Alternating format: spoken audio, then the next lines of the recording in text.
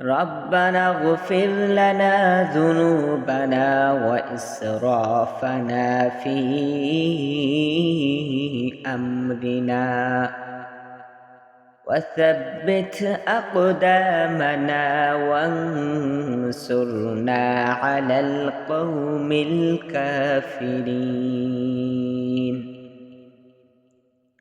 হে আমাদের রব, আমাদের পাপ ও আমাদের কর্মে আমাদের সীমালঙ্ঘন ক্ষমা করুন এবং অবিচল রাখুন আমাদের পাসমূহকে, আর কাফের কওমের উপর আমাদেরকে সাহায্য করুন।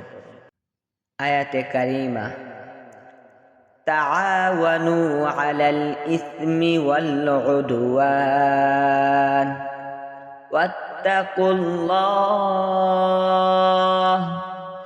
ইন্নাল্লাহা শাদীদুল ইকাব।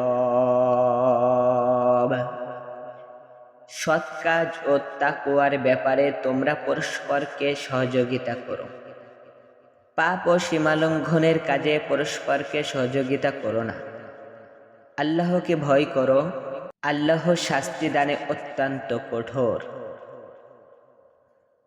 রাসূলে আরবি বলেন, মানুষের প্রতি যে লোক কৃতজ্ঞতা প্রকাশ করে না, আল্লাহ তাআলার প্রতিও সে কৃতজ্ঞতা প্রকাশ করে না।